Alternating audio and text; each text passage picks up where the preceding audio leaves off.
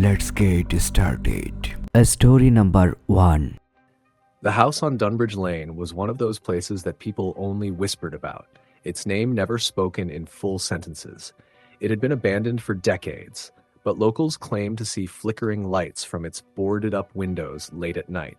Others swore they heard chanting, though the source of it could never be pinpointed. When Sarah inherited the property from a distant, forgotten aunt, she had no choice but to visit. A struggling journalist, she saw the trip as an opportunity to uncover something about her estranged family, and maybe pitch a story that could revive her stagnant career. She packed lightly, bringing only her laptop, a flashlight, and her boyfriend Daniel, who was less than thrilled about the idea. "People don't just abandon property unless there's a good reason," Daniel muttered as they drove. He kept checking his phone, scrolling through threads about the house. The further he read, the paler he got. "Come on, Daniel," Sarah teased. "You don't really believe those old urban legends, do you?" "I don't know. Maybe it's not ghosts, but this place has a reputation. Did you know a cult used to meet there? People say they worshipped something inhuman." Sarah laughed it off, though she felt a chill run down her spine. The stories about the house were numerous. Missing people, strange symbols carved into the walls, and a pervasive sense of dread that clung to anyone who stepped foot inside. By the time they arrived, the sun was setting. The house loomed at the edge of a dense forest, its roof sagging and paint peeling like dead skin. Sarah pushed the creaking door open, revealing a stale, musty interior. The furniture was gone, but the walls were scrawled with faded symbols, circles, jagged lines, and crude figures that resembled neither man nor beast. "What the hell is all this?" Daniel asked, his voice tight. "Probably just graffiti from teenagers," Sarah replied, though her voice wavered. She pulled out her phone to take pictures, her flash catching something glinting on the floor. She knelt and picked up a rusted locket. Inside was a photo of a young woman, her eyes wide and fearful. As night fell, they set up their sleeping bags in the least decrepit room. Sarah booted up her laptop, her fingers flying over the keyboard as she jotted down observations. Daniel, however, was restless. He kept pacing, peering out the windows and jumping at every creak and groan of the old house. Around midnight, the temperature plummeted. Their breaths fogged in the air as a low hum resonated through the walls. Sarah froze, her hands hovering over the keyboard. "Do you hear that?" she whispered. Daniel nodded, his face pale. The hum grew louder, evolving into a rhythmic chant. It was guttural, a language neither of them recognized. Daniel grabbed the flashlight and pointed it toward the doorway, but the beam seemed to falter as if the darkness was swallowing it. "Let's go," he said, his voice trembling. "No," Sarah replied. "We need to figure out what's going on. This could be my big break." Before Daniel could argue, the chanting stopped abruptly. A deafening silence followed, broken only by a soft scratching sound from the hallway. Sarah and Daniel exchanged a terrified glance. Against her better judgment, Sarah crept toward the sound, Daniel reluctantly trailing behind. The hallway stretched longer than it should have, the shadows shifting unnaturally. At the end of the corridor, a door they hadn't noticed earlier stood ajar, revealing a staircase descending into darkness. "Absolutely not," Daniel said, gripping her arm, but Sarah's curiosity burned brighter than her fear. She shrugged him off and descended the stairs, her phone's flashlight casting eerie beams across the stone walls. The air grew colder, carrying the faint metallic scent of blood. At the bottom of the stairs was a cavernous basement. In the center, a circle was etched into the floor, surrounded by jagged symbols. Candles, long extinguished, lined the edges. Scattered around the circle were crude wooden effigies and bones, some animal, some disturbingly human. "This is insane," Daniel hissed. "We have to leave." But Sarah's attention was fixed on the circle. She stepped closer, her heart pounding. As she crossed the threshold, a sudden force knocked her backward. The air grew thick, pressing down on her chest. She gasped for breath as a shadowy figure emerged from the circle, its form shifting and writhing like smoke. The chanting returned, louder and more menacing. The symbols on the walls glowed faintly, casting the room in an eerie red light. Daniel grabbed Sarah's arm, pulling her toward the stairs, but the shadow moved faster. It stretched and twisted, blocking their path. "What do you want?" Sarah shouted, her voice echoing. The shadow didn't speak, but its presence was overwhelming. Images flooded Sarah's mind, rituals performed in the basement, hooded figures sacrificing animals and humans alike, their blood feeding the entity. She saw her aunt, young and terrified, trying to flee but being dragged back into the circle. The locket Sarah had found wasn't just a trinket. It was her aunt's, a remnant of her desperate attempt to escape. The shadow loomed closer, its form solidifying into a grotesque figure with too many eyes and jagged limbs. Daniel swung the flashlight at it, but the beam did nothing. In a panic, he grabbed one of the candles and hurled it into the circle. To their surprise, the shadow recoiled, its form flickering. "That's it!" Sarah shouted. "Disrupt the circle!" They scrambled to kick over the effigies and smear the symbols, their movements frantic. The entity screamed, a sound that pierced their ears and made their vision blur. The walls trembled, dust and debris falling as the house seemed to protest their actions. Finally, the circle was broken. The shadow let out one final ear-shattering shriek before collapsing in on itself, vanishing into the floor. The oppressive atmosphere lifted, and the chanting ceased.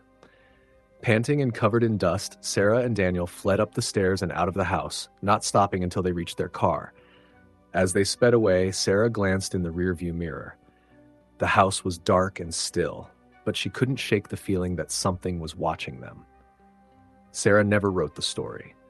She deleted the photos and refused to speak about what they had experienced. But sometimes, late at night, she swore she could still hear the chanting, faint and distant, as if calling her back. Story the end. Story number 2. It started with an old, weathered journal that Olivia discovered in her late grandmother's attic. The leather-bound book smelled faintly of mildew and smoke, its pages yellowed and frayed. The cover bore no title, only an embossed emblem of a circle with twisted, spiked shapes emanating from the center.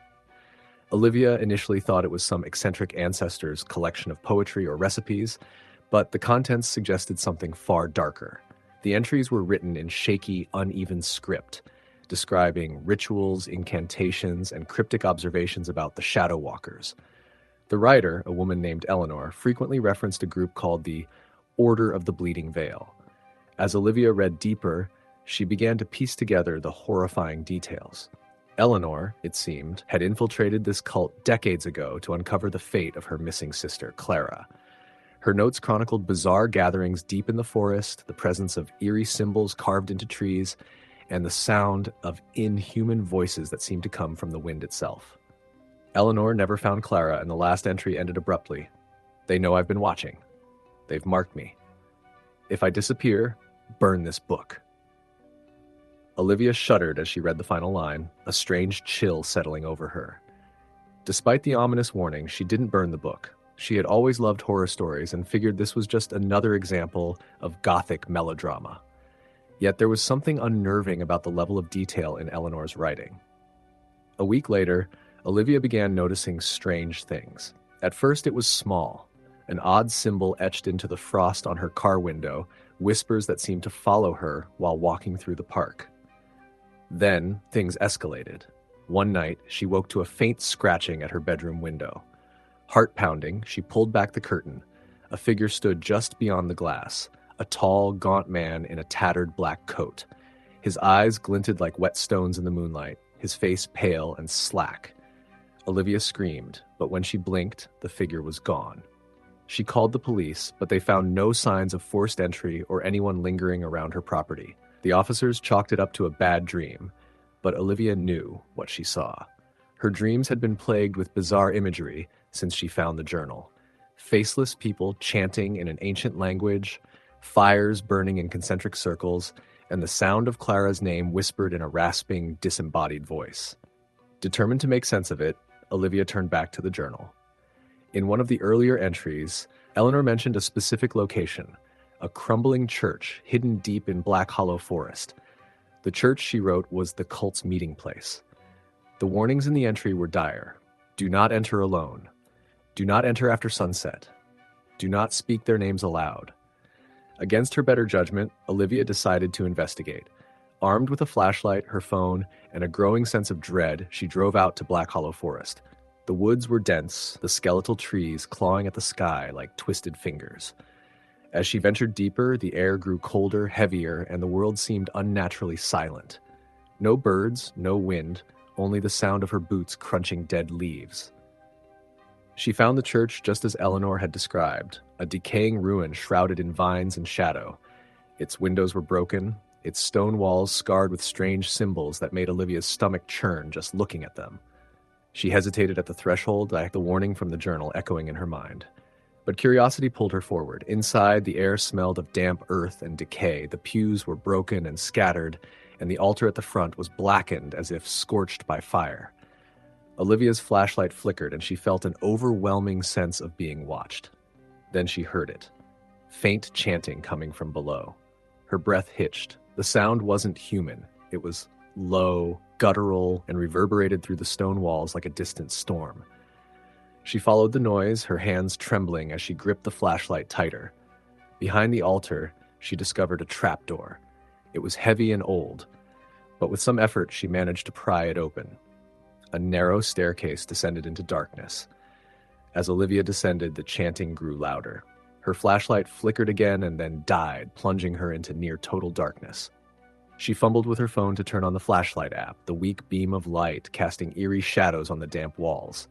At the bottom, she entered a vast chamber illuminated by flickering candlelight. Hooded figures stood in a circle, their backs to her. In the center of the circle lay a stone altar, and atop it was something that made Olivia's blood run cold. A body, frail and unmoving.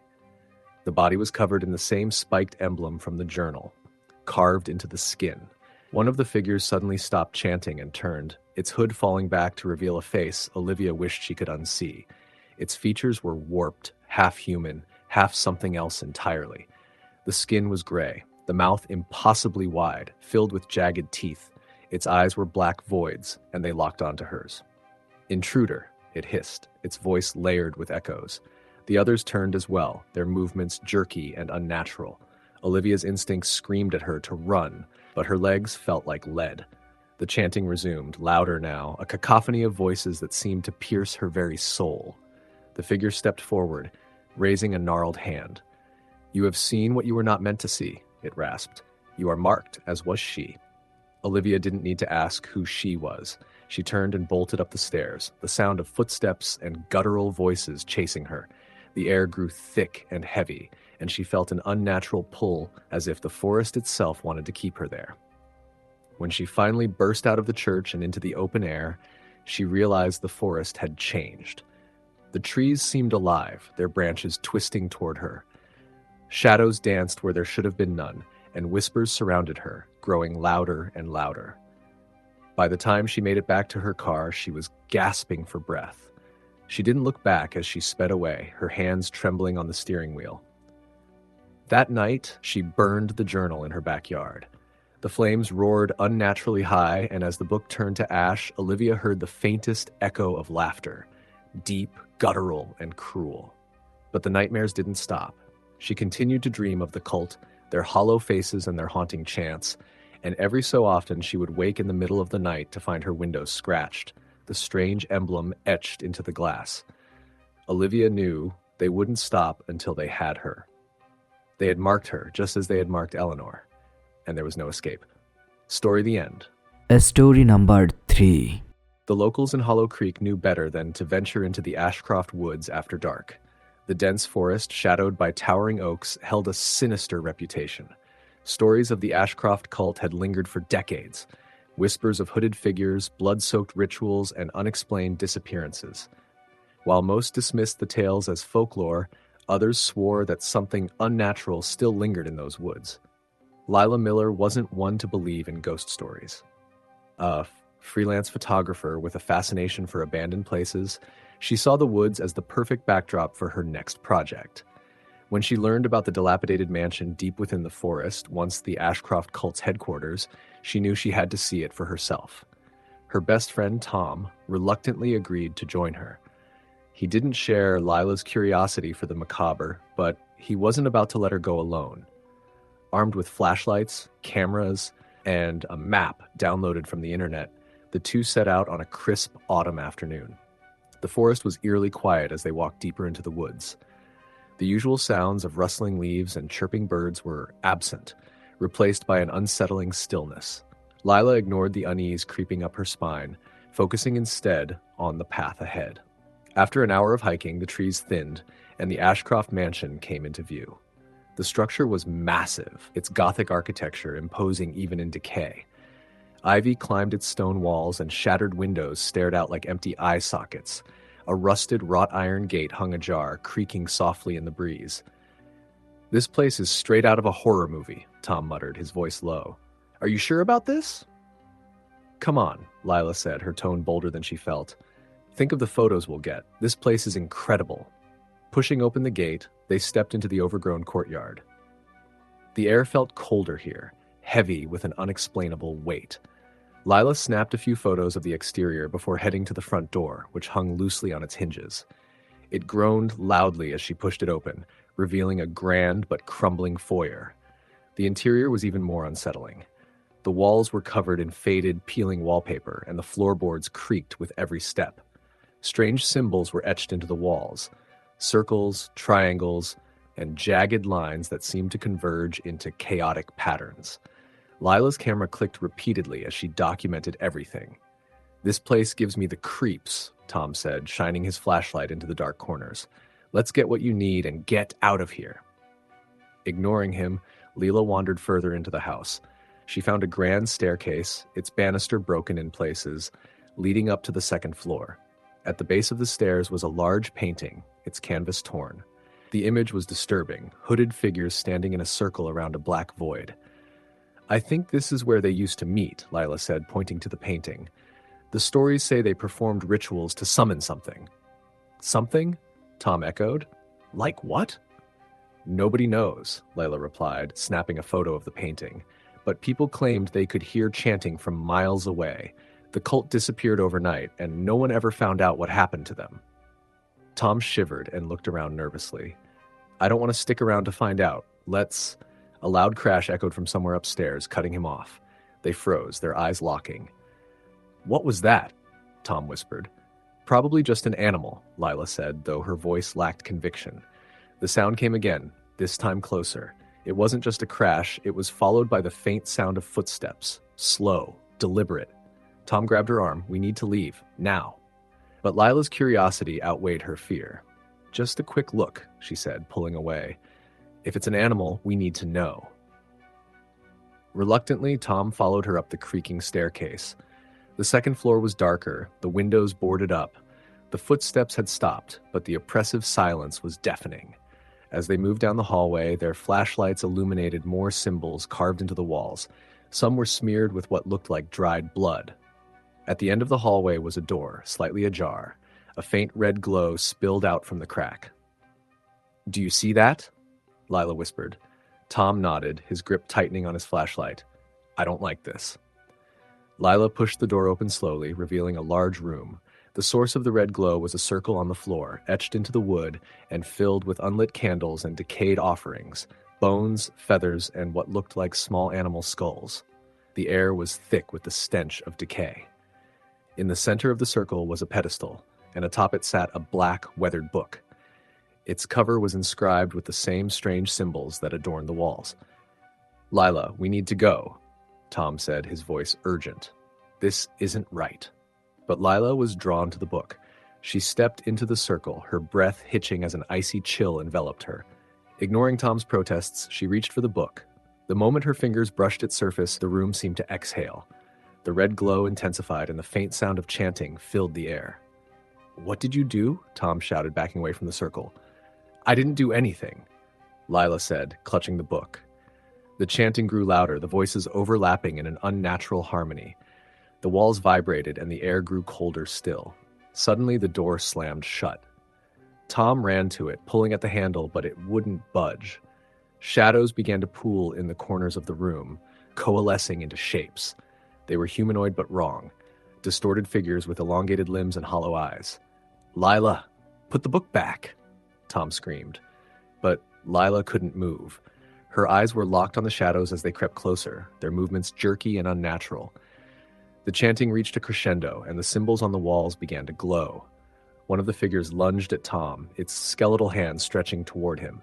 He swung his flashlight wildly, but it passed through the creature as though it were made of smoke. He screamed as the shadow enveloped him, its form writhing and twisting around his body. "Tom!" Lila cried, finally breaking free of her paralysis. She dropped the book and ran to him, but the shadows pulled her back, their icy touch searing her skin. She watched in horror as Tom's screams faded, his body collapsing to the floor, lifeless. The shadows turned their hollow eyes on Lila, their forms closing in around her. Desperately, she grabbed the book and hurled it into the circle. The glow flickered, and the chanting faltered. With the last of her strength, Lila kicked over one of the candles, smearing the symbols on the floor. The shadows let out an unearthly wail as the circle broke. The glow vanished, and the room was plunged into darkness. When she awoke, Lila was lying on the forest floor outside the mansion. The sun was rising, its light piercing through the trees. She stumbled to her feet, her body aching and her mind foggy. The mansion loomed behind her, silent and foreboding. Tom was gone. Lila never spoke about what happened in the Ashcroft woods, but at night she dreamed of the shadows, their hollow eyes watching her.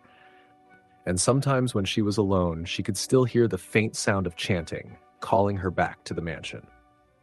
Story the end. Story number 4. It was the kind of story people only whispered about in the small town of Stony Creek. The legend of the Sinister cult was when the parents told their children to keep them from wandering too far into the woods. As a kid, Sarah had always been terrified of the stories. Hooded figures, unholy rituals, and a supposed curse on anyone who disturbed their hidden temple. But now, at 28 and fresh out of a failed marriage, Sarah had no time for childhood superstitions. When her late aunt's dilapidated farmhouse in Stony Creek was left to her in a will, Sarah saw it as a chance to start over. It was secluded, peaceful, and a much-needed escape. She didn't care about the town's gossip or the dark tales tied to the woods nearby. What mattered was getting her life back together.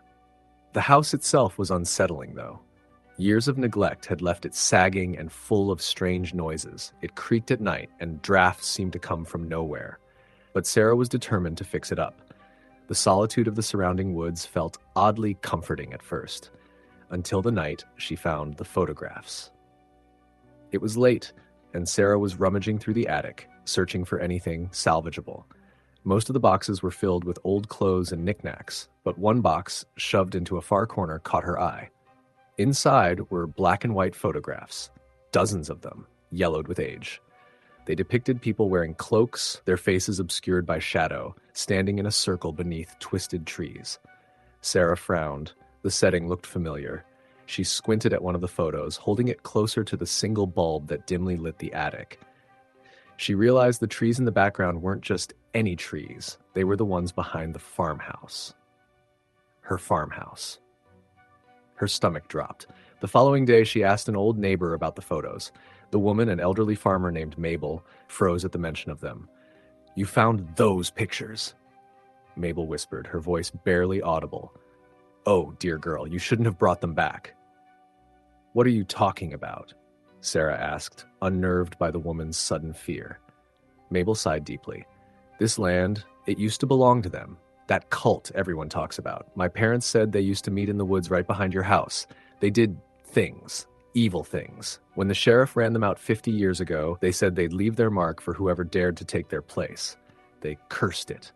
Sarah laughed nervously. "A curse? Come on, that's just a town legend, right?" But Mabel didn't smile. "You'll see soon enough. If I were you, I'd leave before it's too late." Sarah brushed off Mabel's warning as small-town paranoia. But that night, things began to spiral. It started with the sound of footsteps. She woke in the middle of the night, her throat dry, and heard heavy boots creaking across the wooden floor downstairs. At first, she thought it was her mind playing tricks on her, but the sound didn't stop. It moved, slow and deliberate, toward the staircase. She grabbed the baseball bat she'd kept by her bed and tiptoed out of her room, her heart pounding. The house was pitch black, but she could still hear the faint creak of the stairs. She called out, her voice trembling, but no one responded. When she reached the ground floor, the noise had stopped. The living room and kitchen were empty, the doors were locked, but something felt off. A chill hung in the air, heavy and oppressive. Then she noticed it, muddy footprints on the floor leading from the front door to the stairs. They were too large to be her own. The next morning, Sarah convinced herself it was an animal or some local kids playing a prank. But deep down, she wasn't so sure. She couldn't shake the feeling of being watched. The woods, once her refuge, now felt hostile. When she walked outside, she swore she saw shadows shifting between the trees. The photos in the attic haunted her thoughts. Why had they been hidden away? Who were the people in them? Later that week, she ventured into the forest to confront her fear. She wanted to prove to herself that the cult stories were just folklore. Armed with her phone and a flashlight, she followed the trail behind the house. The deeper she went, the darker it seemed to grow. The birds stopped chirping. The wind disappeared. It was as if the forest itself was holding its breath.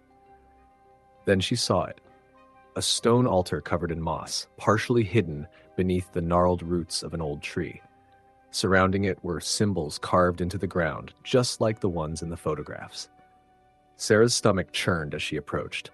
She reached out to touch one of the carvings, but a sudden rush of cold air stopped her. The whispers started softly. At first, she thought it was the wind, but the sound grew louder, distinct. Words she couldn't understand filled the air, overlapping and surrounding her. She spun around, shining her flashlight wildly, but saw nothing. Then she saw the figures. At first, they were just shapes in the distance, standing between the trees, cloaked, silent, and still. Her breath hitched. She stumbled backward, but no matter which way she turned, there they were. Watching. Sarah bolted, her flashlight bouncing as she ran. The whispers followed her, growing into a deafening roar. By the time she made it back to the house, she was shaking. She slammed the door shut and locked it, her chest heaving. That night, the dreams began. They were vivid and horrifying. Hooded figures surrounded her, their faces featureless, their hands cold as ice. They spoke in a language she didn't understand, chanting in unison. When she woke, claw marks covered her arms, marks she couldn't explain. She tried to leave the house the next day. She packed her bags, determined to get as far away from Stony Creek as possible. But her car wouldn't start. The battery was dead. When she called for a tow, the line crackled with static before going dead. She tried to call a friend in the next town, but her phone displayed no service, even though it had worked perfectly the day before. Trapped, Sarah felt the walls of the farmhouse closing in. Every night, the whispers grew louder. Every morning, the symbols appeared closer, scratched into the wood of her porch, scrawled on the windows in what looked like ash. She began to see the figures in the corners of her vision, vanishing the moment she turned her head. Desperate, she turned to the photographs again, searching for answers. She noticed something she hadn't before. In one of the pictures, a young woman stood apart from the cloaked figures, her face blurred but unmistakably human. Sarah recognized her from another photo she'd found in the house, her aunt. Her aunt had been part of the cult. Sarah's world tilted.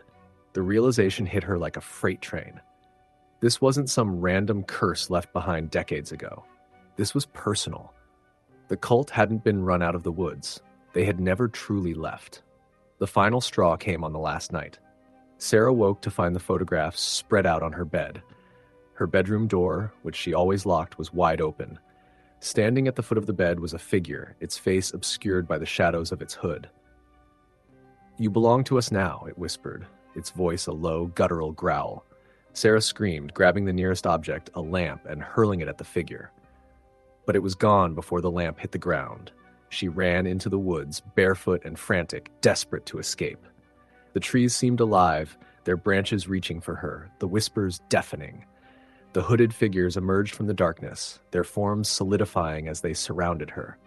And then, everything went silent. When the townsfolk found her days later, she was lying in the middle of the forest, her eyes wide open, unseeing.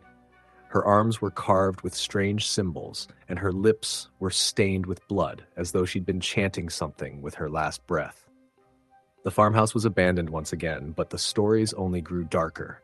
Some said her screams could still be heard echoing through the woods at night, a warning to anyone who dared disturb the sinister cult. Story: The End. Story number 5. The town of Blackwood was a place no one visited willingly. It sat tucked into the Appalachian Mountains, shrouded in mist even on the clearest days. Decades ago, it had been a thriving mining town, but when the mine shut down, the town's population dwindled, and what remained became a shell of its former self. Rumors about Blackwood persisted, of strange rituals and a cult that once worshipped in secret among the ruins of an old church deep in the woods. Rachel hadn't thought about Blackwood in years. She had grown up hearing her grandmother's stories, the ones about missing children and strange lights in the forest. As a child, she dismissed them as fairy tales. But when her grandmother passed away, Rachel inherited a small property on the outskirts of town, a decrepit cabin she didn't even know existed. As an investigative journalist for a failing online magazine, Rachel saw it as an opportunity. If she could uncover something real about Blackwood, something beyond the whispers of ghost stories, it could be the feature that turned her career around. Against the advice of her friends, she packed her car and drove out to the town she had never thought she'd see. Blackwood greeted her with eerie silence. The streets were lined with boarded-up shops, and the few remaining residents stared from their porches as she passed. Rachel stopped at the lone gas station to ask for directions to the cabin. The attendant, an older man with a weathered face, looked up sharply when she mentioned the property. "You shouldn't be out there alone," he said, his voice low. "The woods aren't safe after dark." Rachel forced a smile. "Thanks for the concern, but I'll be fine." He didn't respond, just handed her the receipt with a wary glance before she left. The road to the cabin was little more than a dirt path overgrown with weeds. When Rachel finally arrived, the sight of the cabin sent a shiver down her spine. It was a sagging structure, its wood weathered gray, with vines creeping up the walls. The air felt colder here, heavy with dampness and something else she couldn't name. She spent the first few hours cleaning out years of dust and decay, then set up her camera and laptop. That evening, as the sun dipped below the horizon, Rachel decided to explore the woods. If the stories were true, the cult had met somewhere near the old church, and she wanted to find it before dark. The forest was dense, the trees gnarled and ancient. A narrow path led her deeper into the woods, the sound of her footsteps muffled by the thick layer of leaves on the ground. She spotted strange carvings on the trees. Symbols she didn't recognize, spirals and angular shapes that seemed to shimmer when the light hit them just right. As she pressed on, the woods grew darker, the canopy above blocking out the last rays of sunlight. Rachel checked her map, but couldn't shake the feeling that she was being watched. She turned, scanning the trees, but saw nothing. The silence was unnerving, broken only by the occasional rustle of leaves. Finally, she found it, the remains of the old church. Its stone walls were crumbling, the roof long gone, but the structure still stood as a haunting relic of the past. The front doors were ajar, revealing a dark interior. Rachel hesitated, her pulse quickening. She thought of the stories her grandmother used to tell, of people hearing chanting late at night near this very spot. Gathering her courage, she stepped inside. The air was damp and smelled of mildew. Her flashlight swept over the interior, revealing broken pews and more of the strange symbols carved into the walls. In the center of the church was a stone altar, its surface stained dark with something she didn't want to think about. She took out her camera and started snapping pictures, the flash briefly illuminating the dark corners of the room. That's when she heard it, a faint sound, barely more than a whisper. Chanting. It came from somewhere below her. Rachel's breath caught in her throat. She followed the sound to a trapdoor near the altar, its edges worn smooth from use. The chanting grew louder, an unsettling rhythm that seemed to pulse through her veins. Every rational thought screamed at her to leave, but she couldn't. This was the story she'd been searching for. She pulled the trapdoor open, revealing a narrow staircase descending into darkness. The air that rose from below was cold and carried the metallic tang of blood. Swallowing her fear, Rachel turned on her flashlight and descended. The basement was a cavernous space, its walls lined with more of the strange symbols. In the center of the room was another circle, this one drawn in a dark, dried substance. Around it were remnants of candles and what looked like animal bones. The chanting filled the room now, though she couldn't see its source. Rachel raised her camera, her hands shaking as she took more photos. Then, as she stepped closer to the circle, The chanting stopped. The silence that followed was deafening, oppressive. She turned, her flashlight sweeping the room, and froze. Standing in the shadows were figures, hooded and motionless, their faces obscured. They hadn't been there moments ago. Rachel stumbled backward, her flashlight flickering as panic set in. "Who's there?" she demanded, her voice trembling. The figures didn't move. Then, as one, they raised their hands, pointing to the circle. The symbols on the walls began to glow. A faint red light that pulsed like a heartbeat. The air grew thick, making it hard to breathe. Rachel's instincts finally kicked in. She bolted for the stairs, her flashlight swinging wildly. Behind her, the chanting resumed, louder now, echoing through the chamber. She didn't look back as she climbed, her legs burning with effort. When she reached the top, she slammed the trapdoor shut and ran out of the church. The woods were darker than before, the path barely visible. Branches clawed at her as she stumbled through, her breaths coming in ragged gasps. She could still hear the chanting, faint, persistent, as though it were following her. When she finally burst out of the woods and reached her car, she didn't stop to catch her breath. She threw her gear into the back seat and peeled out, the tires kicking up dirt. The chanting faded as she drove, but the feeling of being watched never left her. Rachel didn't return to Blackwood. She published her photos and story, but they brought more questions than answers. Some readers claimed to recognize the symbols, linking them to ancient rites that predated modern religions. Others dismissed the story as a hoax, but Rachel knew the truth. At night, she dreamed of the hooded figures and the glowing symbols. And sometimes, when she was alone, she heard the chanting again, faint and distant, as if calling her back to the circle. Story the end. For years, the abandoned Black Ridge Asylum loomed on the outskirts of the small town of Mill Haven, its presence a grim reminder of a history best left forgotten. Built in the early 1900s, the asylum had been the site of countless atrocities, mistreatment of patients, mysterious disappearances, and whispered rumors of occult activity.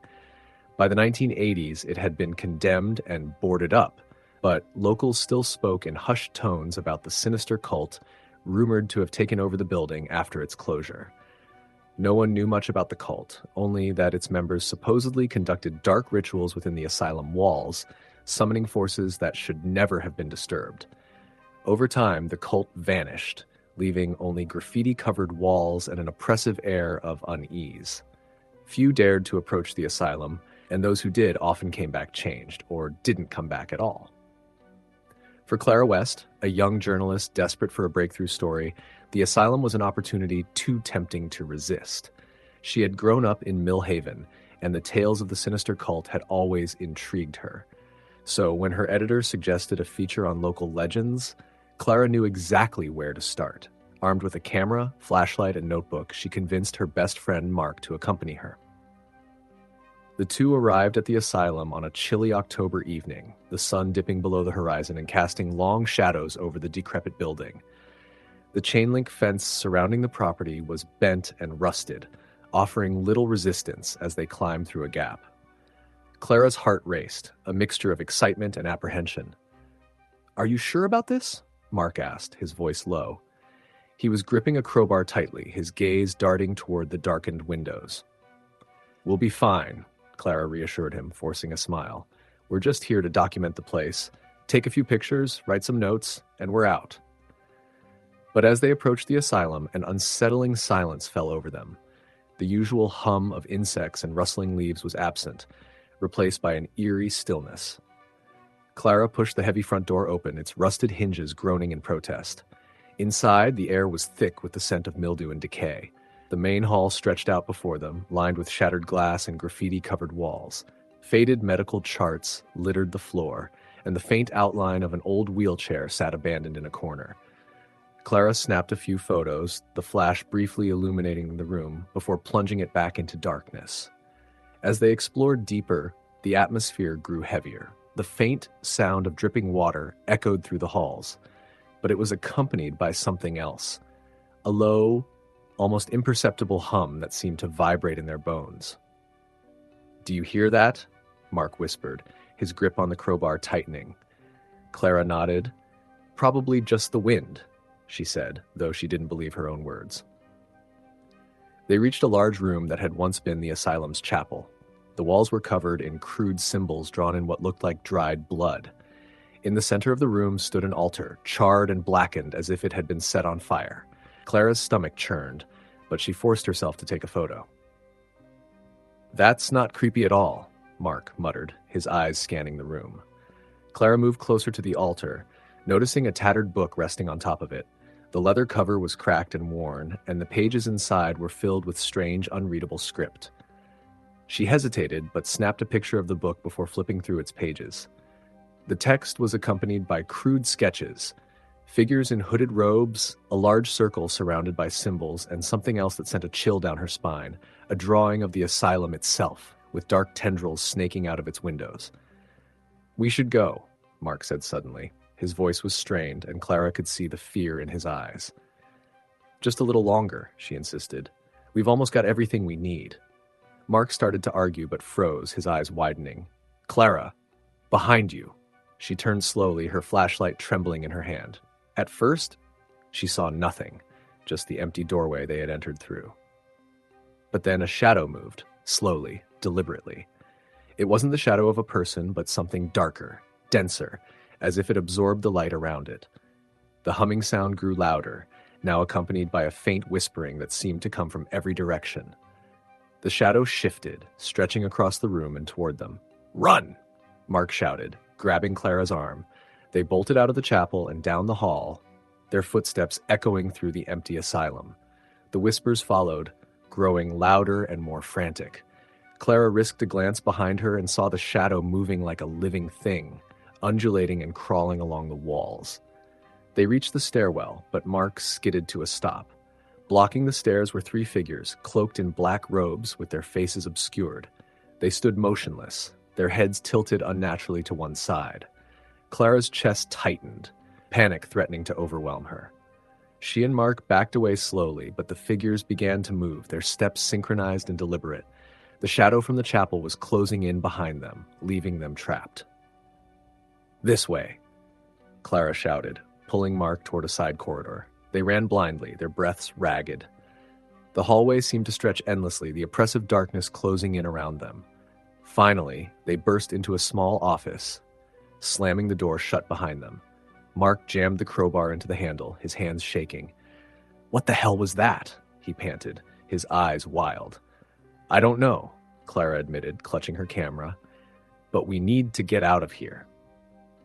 The whispers hadn't stopped. If anything, they were louder now, as if dozens of voices were pressed against the door.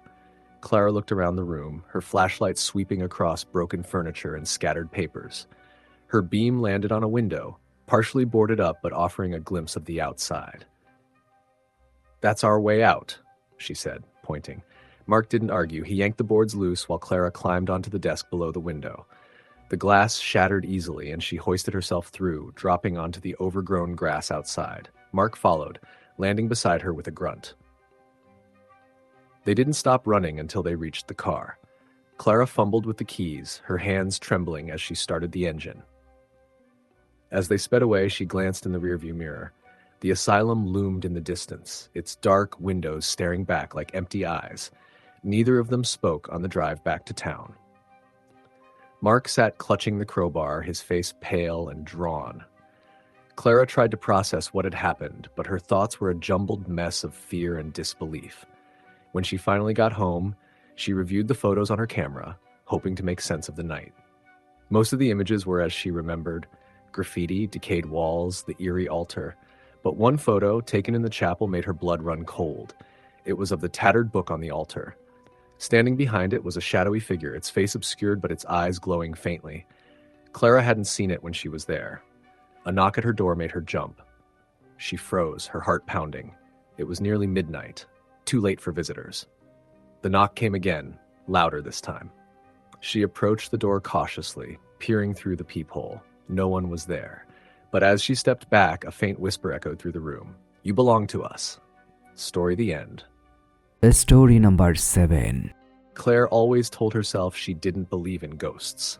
Stories of the supernatural belonged in cheap horror movies or late-night campfire tales.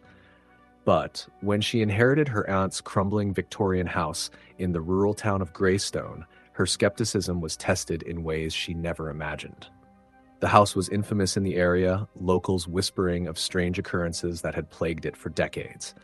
Her aunt, Margaret, had lived there alone for years, isolated from the town.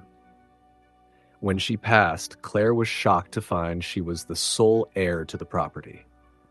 Needing a fresh start after a messy breakup, Claire decided to spend a few weeks at the house to clean it up and decide if it was worth keeping. The idea of fixing up an old house had always appealed to her. Plus, it wasn't like she had anywhere else to go. When she arrived, the house seemed to loom over her like a living thing. The shutters hung crooked, the once white paint peeled away in long strips, and the garden was a jungle of weeds. But Claire brushed off her unease. It was just a house, after all. Inside, the air was musty, filled with the smell of decay and mildew. The furniture was covered with sheets, and dust coated every surface. As she unpacked, she noticed something odd, strange symbols etched into the wooden beams above the windows and doors. She recognized a few of the shapes as pentagrams and runes, but others were unfamiliar. Protection charms, maybe? She muttered to herself. Margaret had always been a bit eccentric, after all. Claire chalked it up to harmless superstition and got to work cleaning. The first 2 days passed uneventfully, though the house gave her an odd feeling. She couldn't shake the sensation of being watched, especially in the evenings. Shadows seemed to stretch unnaturally long in the dim light, and the creaks and groans of the old house took on an almost deliberate rhythm. On the third night, Claire woke to the sound of faint chanting. At first, she thought it was the wind, but as she lay still in the dark, she realized it wasn't random. The low, guttural voices seemed to rise and fall in an eerie cadence, as if reciting some ancient hymn. Her heart pounded as she grabbed her phone for a flashlight and crept down the stairs. The chanting grew louder as she neared the living room. When she flicked on the light, the sound stopped abruptly.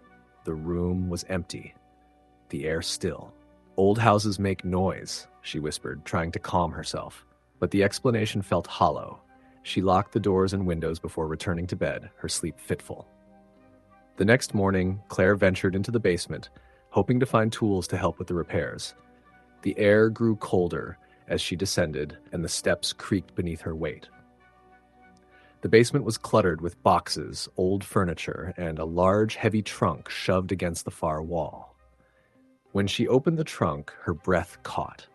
Inside were old, leather-bound books filled with strange symbols and diagrams, handwritten notes scrawled in a language she couldn't recognize, and photographs of hooded figures gathered in a circle. One photo made her stomach churn, a grainy black and white image of the house with the same figures standing in front of it, staring at the camera. At the bottom of the trunk was a small journal.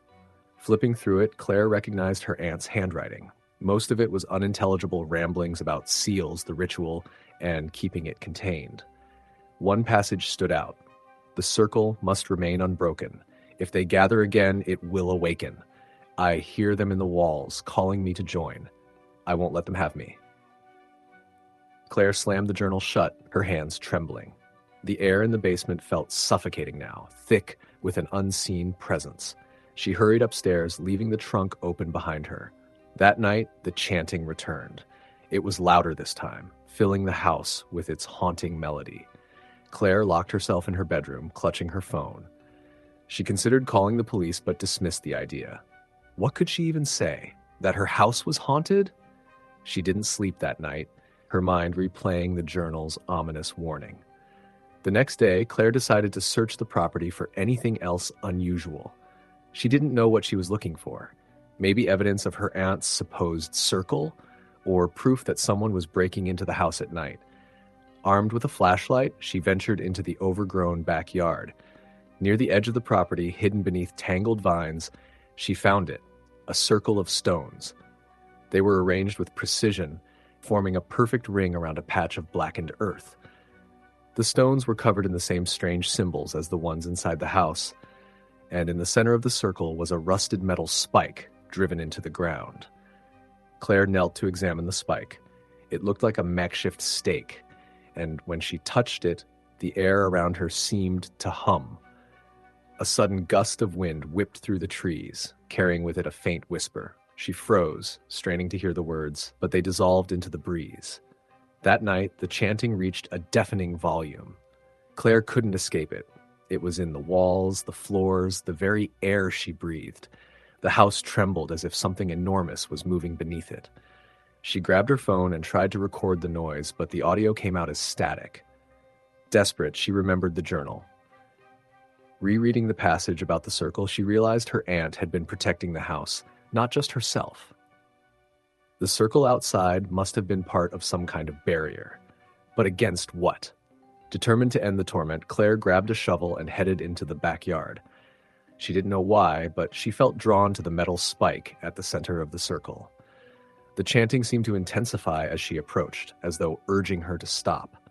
Ignoring her fear, she began to dig around the spike. The earth was damp and heavy, but she kept at it, her adrenaline fueling her. After several minutes, she unearthed something horrifying, a skeletal hand, its bony fingers clutching the base of the spike. A scream tore from her throat as the ground beneath her feet shifted. The chanting stopped abruptly, replaced by a low growl that seemed to come from everywhere at once. The shadows in the yard twisted and lengthened, forming the outlines of hooded figures. Claire stumbled backward, dropping the shovel. The figures advanced slowly, their movements unnaturally smooth. Her breath hitched as she realized they weren't casting shadows. They were shadows, their forms flickering like smoke. She turned and ran, slamming the back door behind her. The house offered no refuge. The air inside was electric, crackling with invisible energy. The symbols on the walls began to glow faintly, their light pulsing in time with the growl that now filled the house. In a moment of clarity, Claire remembered the journal's final entry. The circle must remain unbroken. The spike had been part of the barrier. Removing it had unleashed whatever her aunt had fought to contain. Grabbing the spike, Claire sprinted back to the circle. The hooded shadows loomed closer, their hollow faces staring at her. Summoning every ounce of courage, she plunged the spike back into the earth, driving it deep into the skeletal hand. The effect was immediate. The ground trembled violently, and a deafening roar echoed through the night. The hooded figures dissolved into wisps of smoke, and the glowing symbols dimmed. Then silence. Claire collapsed to the ground, shaking. The air was still now, the oppressive energy gone. She stayed there for hours, too afraid to move, until the first light of dawn broke over the horizon. She left the house that morning and never returned. The journal, the photographs, and the books were left behind, buried beneath the house's dark history.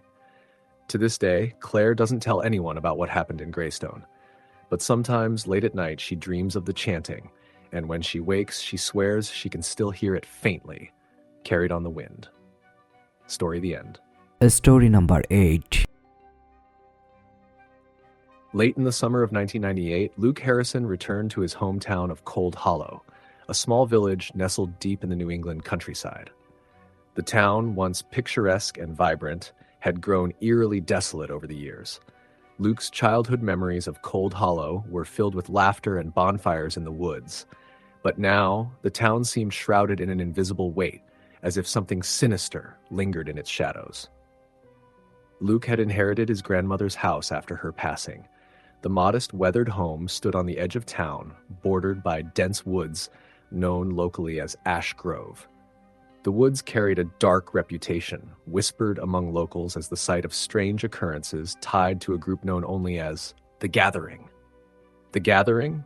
Luke had asked his neighbor, an older man named Earl, after hearing the term at the grocery store. Earl's expression turned grave. They were a cult, not like the ones you see on TV. These folks weren't looking for money or fame. They worshipped something ancient, something they found in those woods. They'd perform rituals, chant things in languages no one could understand. Folks who wandered too close, well, some never came back. Luke chuckled nervously. Come on, Earl. That's just small-town folklore. Earl leaned in, his voice dropping to a whisper. They say it ended in the 60s, but the woods don't forget.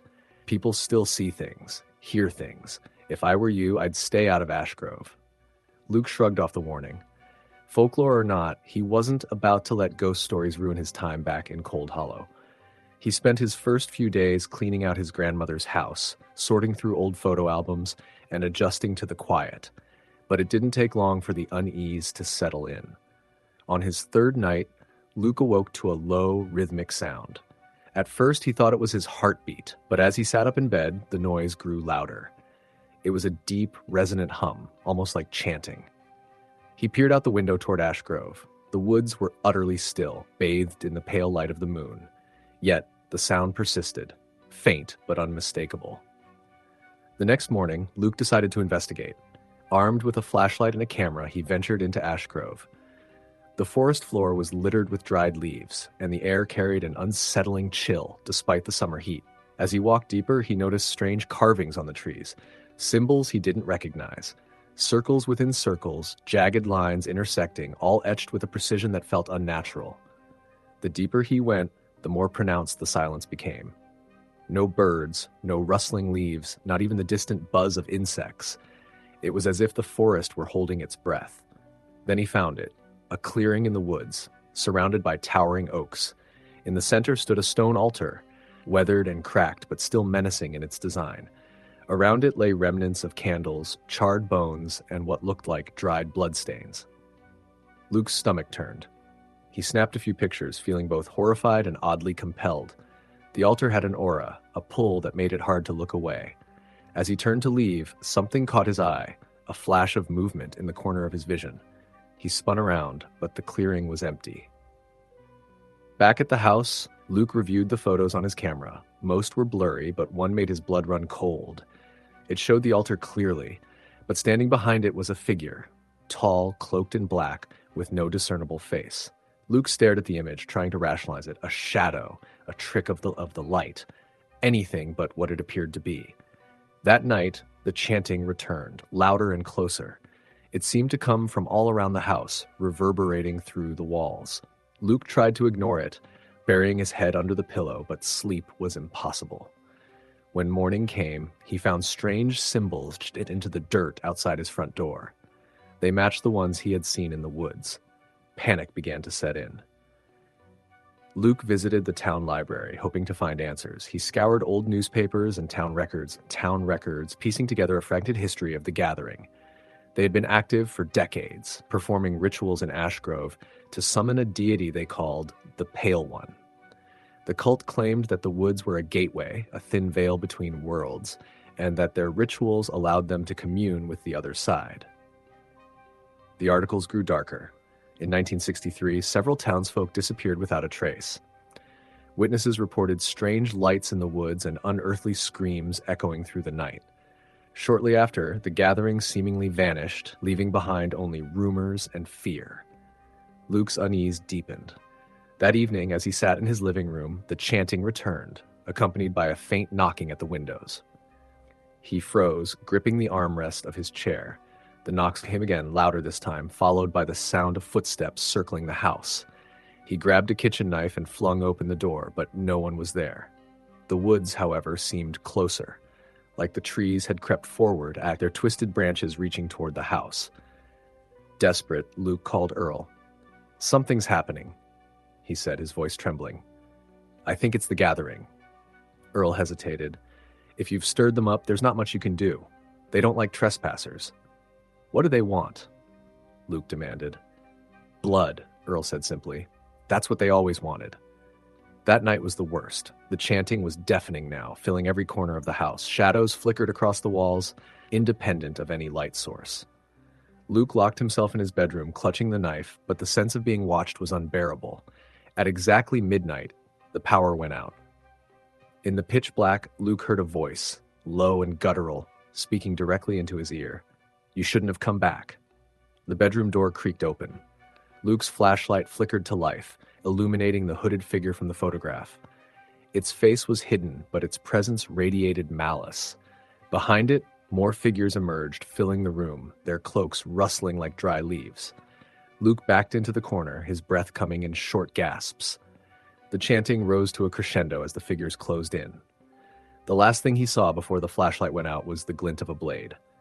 The next morning, Earl found Luke's house empty. The furniture was overturned, and the walls were scratched with symbols, but there was no sign of Luke. The police conducted a search but found no leads. In the woods near the altar, they discovered Luke's camera. its memory card filled with images of cloaked figures standing in a circle, their faces obscured. To this day, no one knows what happened to Luke Harrison. The locals avoid Ash Grove, and the legend of the gathering lives on. Some say the cult never left. Others believe Luke became one of them, forever bound to the dark forces he unknowingly disturbed. Story the end. The village of Ravenshallow was one of those forgotten places you wouldn't find on most maps. Hidden in the dense forests of northern Maine, it was a ghost town by all accounts, its population dwindling to near nothing after a string of tragedies in the 1970s. The town had earned a dark reputation, one whispered among locals in nearby towns. Disappearances, unexplained deaths, and the rumors of a sinister cult said to have once operated there. Most people avoided the area altogether. Eric didn't believe in ghost stories or cult rumors. As a freelance journalist, he thrived on chasing the unexplained to debunk myths and uncover the truth. So when he stumbled across a Reddit thread about Ravenshallow and its supposed cult ties, he couldn't resist. The thread mentioned cryptic carvings, abandoned homes, and even a few first-hand accounts of supernatural encounters. It was the perfect mix of intrigue and absurdity to draw him in. Armed with his camera, recorder, and a backpack of essentials, Eric set out to spend a weekend documenting Ravenshallow. He wasn't expecting much.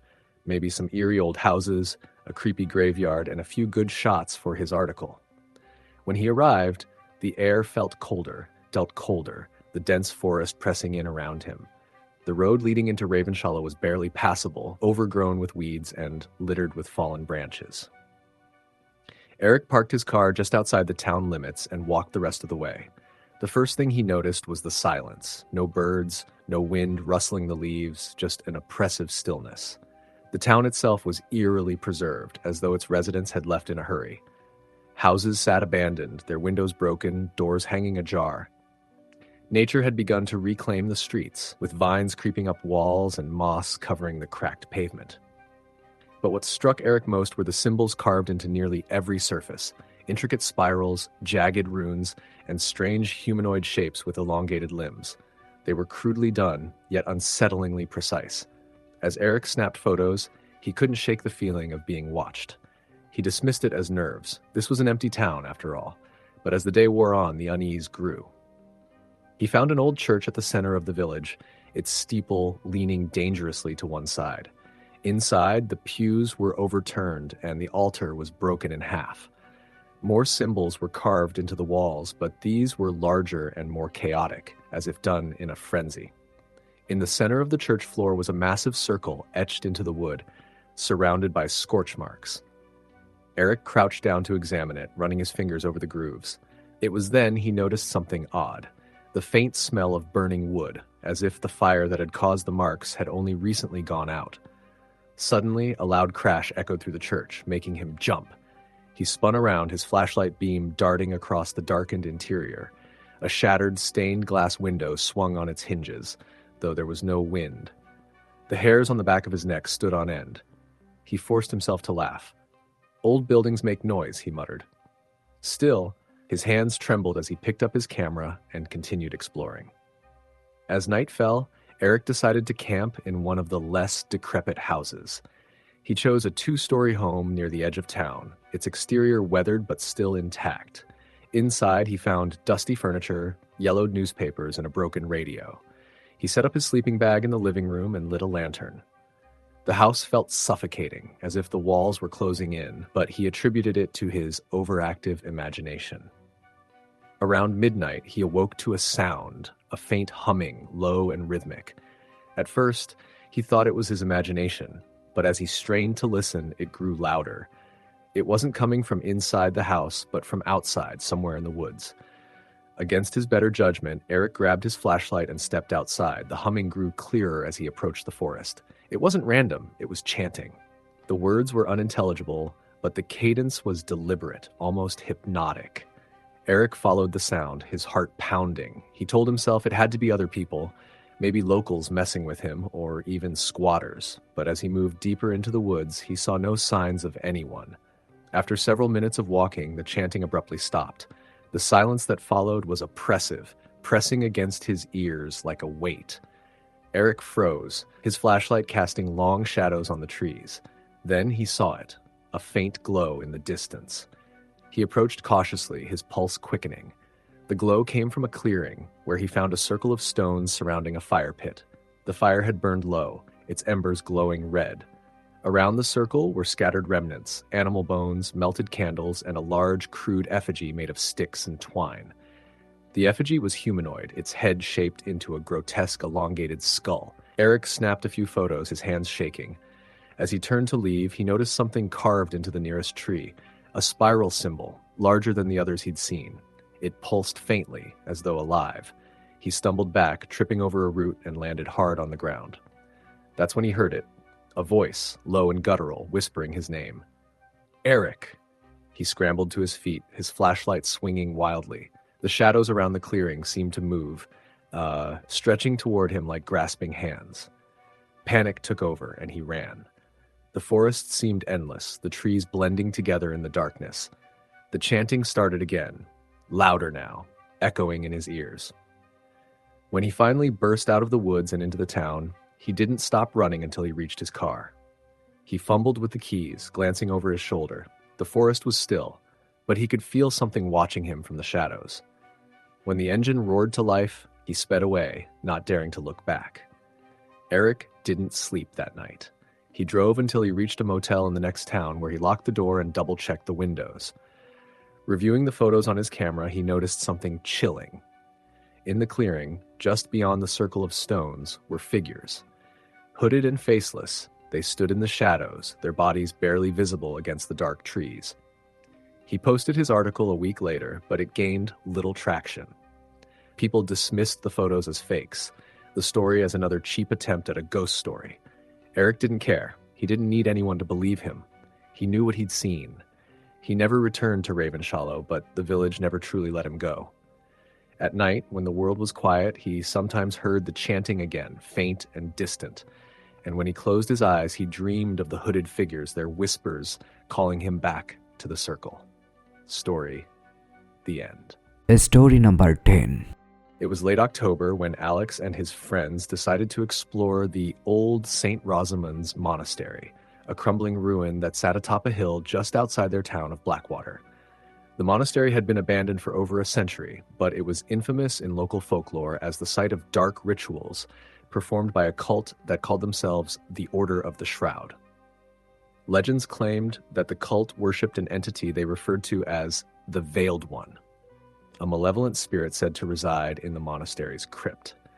Alex wasn't a believer in ghost stories, but he loved a good thrill. So when his friend Rachel suggested they check out the monastery for fun, he jumped at the chance. Along with their friends, Matt and Chloe, the group armed themselves with flashlights, cameras, and a pack of beer. The trek up the hill was uneventful, though the chill in the air grew sharper the closer they got. By the time they reached the arched stone entrance, the full moon cast an eerie glow over the structure, its jagged silhouette resembling skeletal hands reaching for the sky. Creepy as hell, Matt muttered, shining his flashlight on the weathered carvings above the door. Strange symbols were etched into the stone, the meanings long forgotten. Come on, Alex said, pushing the door open with a groan of rusted hinges. Let's see what's inside. The interior was in ruins, collapsed walls, broken pews, and an altar covered in moss. Despite the decay, the air felt unnaturally heavy, as though the building itself held its breath. Chloe shivered and stuck close to Rachel. I don't like this, Chloe said, her voice barely above a whisper. It's just an old building, Alex said dismissively. Let's find that crypt everyone talks about. They explored the monastery, their footsteps echoing through the empty halls. The farther they went, the colder it seemed to get. Rachel was the first to notice it, faint whispers like the murmur of a distant conversation. Do you hear that? She asked, stopping in her tracks. Hear what? Alex replied, his flashlight sweeping the corridor. Whispers, she said, coming from down there. She pointed to a narrow staircase descending into darkness. That must be the crypt, Matt said, though his voice lacked enthusiasm. Perfect, Alex said with a grin. Let's check it out. The stairs creaked underfoot as they descended. The air grew colder with each step, carrying with it the faint scent of damp earth and decay. When they reached the bottom, they found themselves in a small stone chamber. At its center was a stone slab, stained dark with what might have been centuries-old blood. Surrounding the slab were more symbols carved into the floor, forming a large, intricate circle. "This is definitely where the cult did their thing," Rachel said, her voice tinged with unease. She snapped a photo with her phone, the flash briefly illuminating the room. Chloe stepped back, her flashlight trembling in her hand. "I don't like this. Let's go." "Not yet," Alex said, walking closer to the slab. "This is too cool." Matt knelt to examine the carvings, tracing one with his finger. "These symbols, they look like they're meant to trap something." Rachel frowned. "Trap what?" Before Matt could answer, the whispering grew louder. It wasn't coming from one direction anymore. It was all around them, reverberating off the stone walls. The group exchanged uneasy glances. "Okay, seriously, let's go," Chloe said, her voice rising with panic. But Alex wasn't ready to leave. "Relax. It's probably just wind coming through the cracks." "Wind doesn't whisper names," Rachel said, her face pale. "I just heard my name." Matt stood abruptly, his eyes wide. "Me too." Alex opened his mouth to respond, but then he heard it. His own name, whispered so softly it was almost imperceptible. He spun around, his flashlight darting across the room. There was no one there, but the shadows seemed to shift unnaturally, stretching toward the group. The chanting began then, low, guttural, and growing in intensity. It came from the shadows themselves, the words in a language none of them could understand. The temperature plummeted, their breaths visible in the dim light. "We need to leave. Now," Chloe said, grabbing Alex's arm. The shadows writhed like living things, converging on the stone slab. Something began to rise, a figure cloaked in darkness, its form indistinct but undeniably malevolent. Its presence filled the room with a crushing sense of dread, and the chanting grew deafening. Alex dropped his flashlight as an overwhelming sense of terror washed over him. The figure's face, if it could be called that, was a void, an empty, swirling abyss. It reached out with tendrils of shadow stretching toward them. "Run!" Rachel screamed. The group scrambled up the stairs, the darkness chasing them like a living entity. Alex didn't dare look back, but he could feel it. Cold, relentless, and impossibly fast. When they reached the main hall, the chanting stopped abruptly, leaving an oppressive silence. They bolted out of the monastery, not stopping until they reached the bottom of the hill. Only then did they dare to look back. The monastery stood still and lifeless, as though nothing had happened. "What the hell was that?" Matt gasped, doubling over to catch his breath. No one answered. The memory of the shadowy figure and the chanting was burned into their minds. That night, Alex couldn't sleep. He kept hearing whispers, even in the safety of his own room. When he turned off the lights, the shadows seemed to move, shifting closer to his bed. By dawn, he was convinced he hadn't imagined the events in the crypt. Over the next few days, the group tried to move on, but the whispers followed them. Rachel called Alex one night, her voice trembling. "I saw it," she said, "in my house. It was watching me." Matt and Chloe reported similar experiences, shadows that didn't belong, whispers in empty rooms, and the overwhelming feeling of being watched. Whatever they had disturbed in the monastery had followed them home. Desperate, Alex returned to the monastery alone. He thought that maybe, if he could put whatever it was back to rest, it would leave them alone. Armed with a flashlight and sheer determination, he descended into the crypt once more. The chanting began as soon as he entered the chamber. The shadows swirled around the stone slab, and the figure began to rise again. This time, Alex didn't run. He stepped closer, his voice shaking. "What do you want?" The chanting stopped and the figure turned toward him. A single word echoed through the crypt, spoken in a voice that was not human. "Blood." Alex froze, his blood running cold. The shadows surged toward him, and the last thing he saw was the void-like face of the figure as it enveloped him. When Alex's friends came looking for him the next day, they found his flashlight and phone near the crypt entrance. But he was nowhere to be seen. The authorities conducted a search but found no trace of him. The only clue was a series of fresh symbols carved into the stone slab, their meaning unknown. To this day, the monastery remains abandoned, its dark secrets buried in legend. Locals say the whispers can still be heard on quiet nights, and those who venture too close to the crypt often disappear without a trace. Story the end. Story number 11. I had heard the rumors, of course. Everyone who lived near the woods talked about the strange things that happened out there, but I never believed them. I thought it was just superstition, stories spun from too many late nights around campfires, things that didn't really exist. That was before I saw it. It started when I moved to a small house on the outskirts of Oak Ridge, a sleepy town nestled in the hills of northern New Hampshire. The house was cheap, way too cheap for what it offered. 3 bedrooms, a large backyard, and a nearby forest that promised privacy and peace. It seemed perfect. The neighbors were kind, though distant, and I was quick to make myself comfortable. I spent my first week unpacking and organizing, all while hearing the occasional local gossip about Oak Ridge's history. They mentioned the woods, a dark, oppressive forest that no one really dared to enter. They said it was cursed, that strange things had happened there in the past.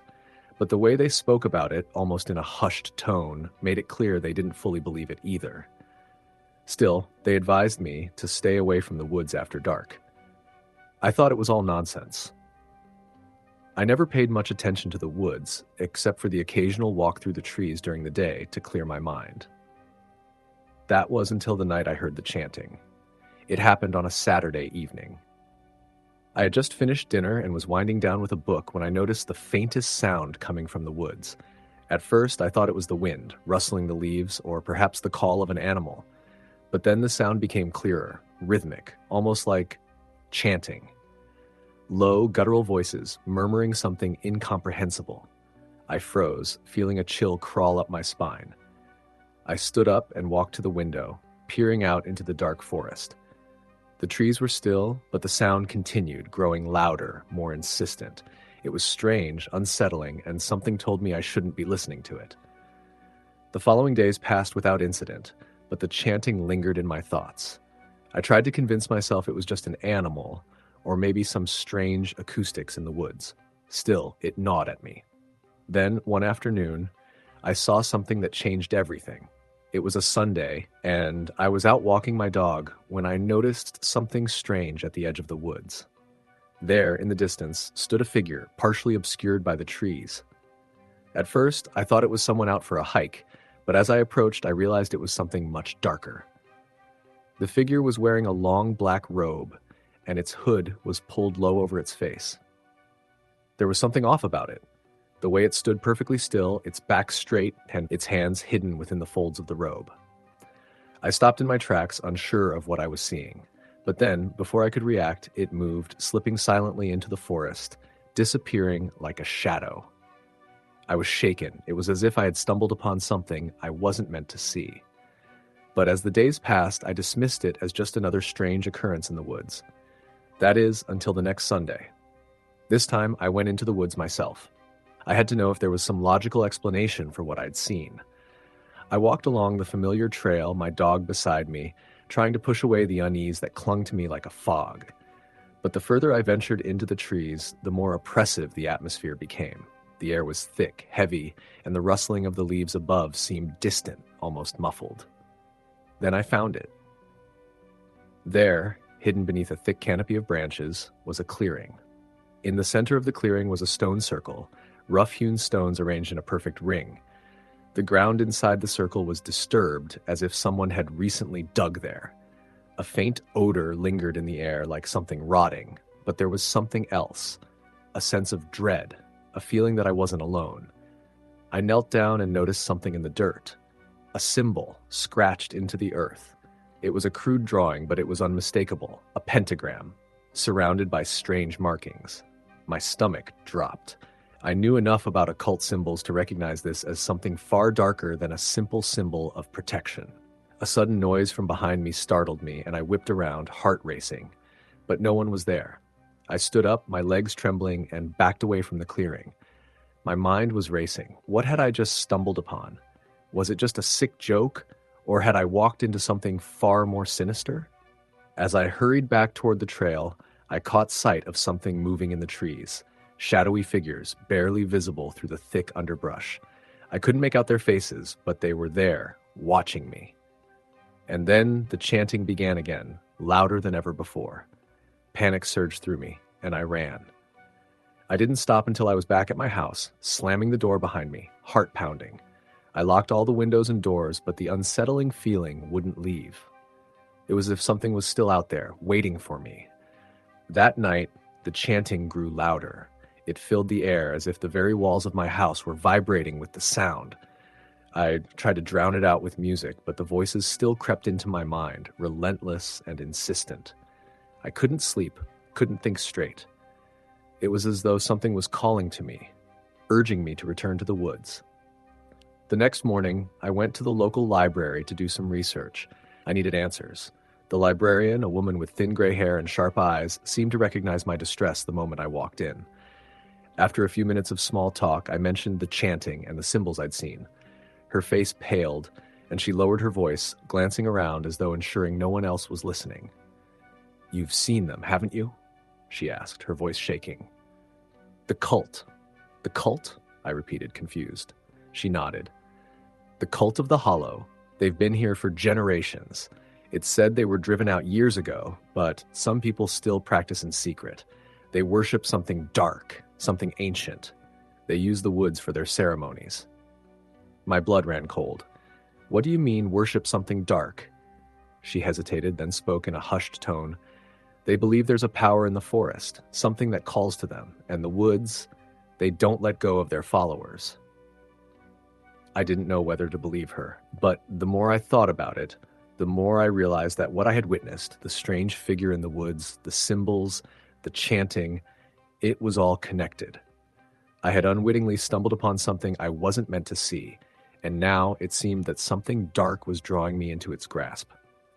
I didn't know what to do. I couldn't go back to the house. I couldn't stay in Oak Ridge anymore. I packed my things and left the next morning, not stopping until I was far away from the forest, from the town, from everything. But even now, I hear it sometimes. The chanting, low, distant, and unmistakable. It haunts my dreams, and sometimes when the wind is just right, I swear I can hear it even in my waking moments, calling me back to the Hollow. Story the end.